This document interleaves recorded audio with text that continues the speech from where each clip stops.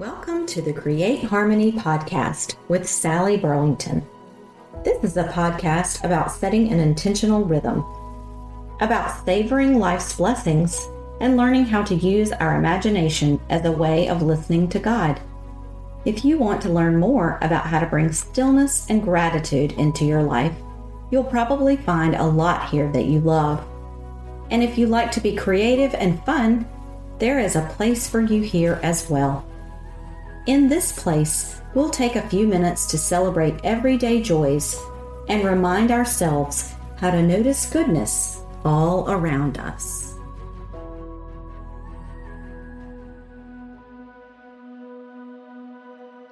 Welcome back to episode 20 of the Create Harmony podcast. Now, our winter well-being series is well on its way. We have covered creating your own at-home spa and recipes for wellness tonics. So if you missed those episodes, you might want to go back and check them out. The next angle of our winter well-being is going to be a little bit more abstract. Our first two topics gave you tangible ways to boost your well-being, but there are ways to come at this that are not quite as finite. So our topic for today is dreaming big. And you might be thinking, what does that mean? But stick with me here. Here's why I think this topic belongs in a series based on how to thrive in the winter. So the winter season is a time of dormancy for the earth. The trees, the plants, the animals, they're in their quiet rest mode while they settle themselves and place themselves sort of on hold until new growth comes in the springtime. The purpose of this season is a reset for nature. Everything goes dormant, they conserve their energy, and the temperature drops. And at some point during that season, underneath the soil in the darkness, seeds begin to regrow. Now, this is something that happens before we can even see it. Inside of the trees and under the soil, growth is coming slowly. The growth of spring is fueled by the rest that came from winter. So that's how we're going to link back to our winter well-being. I think we should take the hint from nature. I think we should take some time during the winter to reset our own lives and take a longer range view of how we want to live. What do we want our lives to look like? Are our choices working for us? This could look different for each of us, each and every one of us. Maybe some of you want to sit and envision it in your head. Some of you might want to reflect on your big dreams while you're taking a walk in your neighborhood. But I will challenge you to take it even one step further. You see what I did there, taking a walk or taking it one step further? One step. Write your dreams down. You can even make a list or create a collage, paint a picture. Think of things from lots of different angles. Think of new ways you want to have fun. Think of new things you want to learn. Think of areas you want to reorganize in your home. Think of ways you can exercise and be healthier. Think of ways you could help others. Let your imagination lead you. Let God play a role.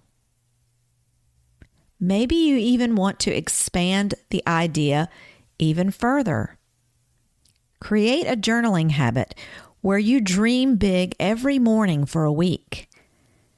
Add new ideas to your list each day and review what you've collected at the end of each week.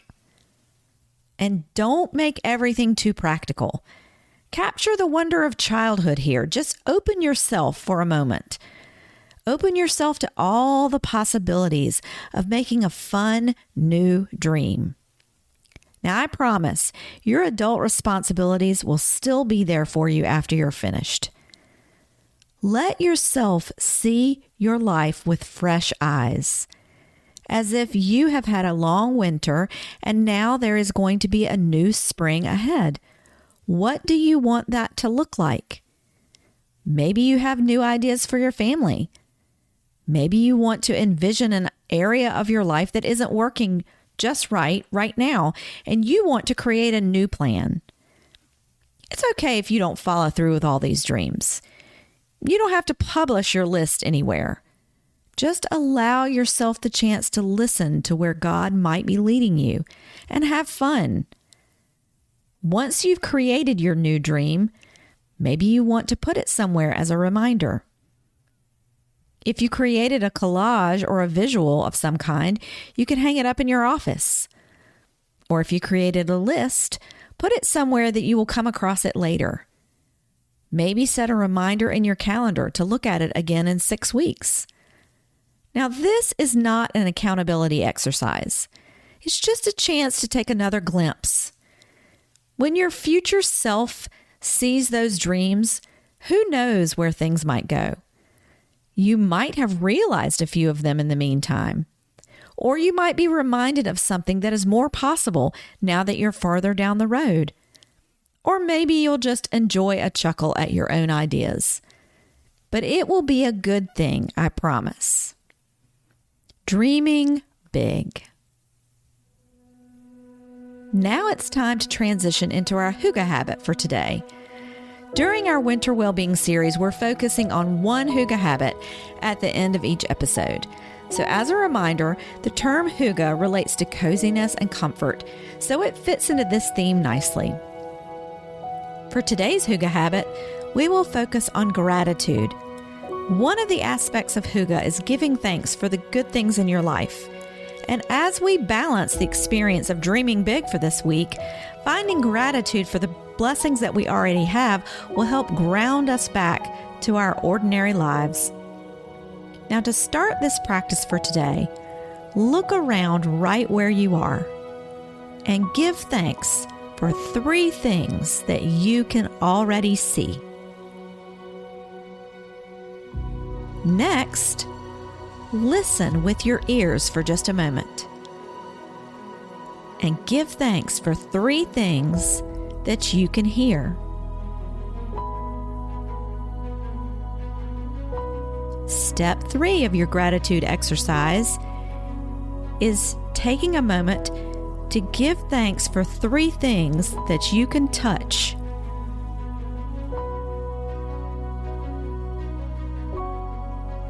What are 3 things you have tasted today that you are thankful for?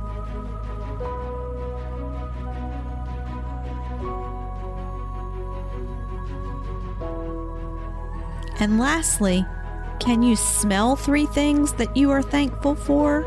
Or could you move yourself towards 3 smells that you would be thankful for?